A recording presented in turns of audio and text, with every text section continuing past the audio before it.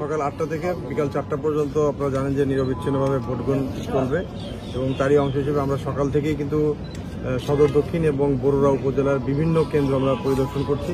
এখন পর্যন্ত ভোটের সার্বিক পরিস্থিতি অত্যন্ত সন্তোষজনক। ভোটার উপস্থিতি কিন্তু যতই সময় গড়াচ্ছে আমরা দেখছি যে ভোটার উপস্থিতি বাড়ছে এবং মানুষের মাঝে একটি উৎসাহ উদ্দীপনা আছে।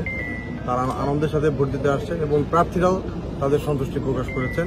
যে দু এক জায়গায় সামান্য তাদের অভিযোগ ছিল আমরা সেগুলোকে অ্যাড্রেস করেছি এবং সকালবেলায় প্রত্যেকটি কেন্দ্রে কিন্তু আমরা তাদের স্ব এজেন্ট উপস্থিতি নিশ্চিত করেছি। আমরা একটা সংবাদ পেয়েছি জাল ভোট একজন ইউপি মেম্বার আটক হয়েছে, এটা আমাদের কাছেও সংবাদ এসেছে যে জাল ভোটের কারণে ধরা পড়েছে। এটি আসলে আপনারা জানেন যে এক্সিকিউটিভ ম্যাজিস্ট্রেট আছেন, জুডিশিয়াল ম্যাজিস্ট্রেট আছেন, তারা আইনগতভাবে ব্যবস্থা নেবে।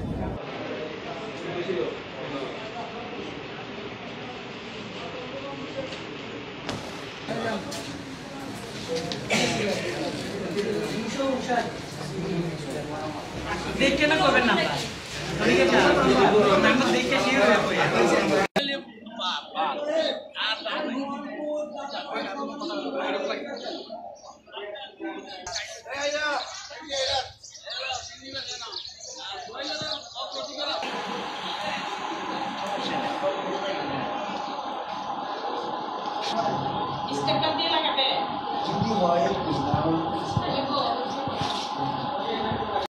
আপনারা জানেন যে সকাল 8টা থেকে কুমিল্লা জেলার 2টি উপজেলাতে ভোট গ্রহণ কার্যক্রম শুরু হয়েছে।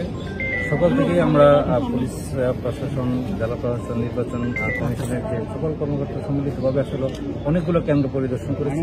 আপনারা জানেন যে বিচ্ছিন্নভাবে গত কয়েকদিন যাবৎ বিভিন্ন রকমের অভিযোগ আসছিল এবং সেটাকে আমরা গুরুত্বের সাথে নিয়ে আমরা কিন্তু নিরাপত্তা পরিকল্পনা সেইভাবে সাজিয়েছি। নির্বাচনের যে পরিপত্র আছে, পরিপত্রের চেয়েও আমরা আসলে অনেক বেশি আমাদের পুলিশ সদস্য মোতায়েন করেছি, অন্যান্য শৃঙ্খলা বাহিনীর সদস্য তো আছে। আমি এখনো পর্যন্ত যতগুলো কেন্দ্র ভিজিট করেছি, এখানে ভোটারদের সাথে কথা বলেছি, পোলিং এজেন্টদের সাথে কথা বলেছি এবং অনেক প্রার্থীর সাথে কথা বলেছি।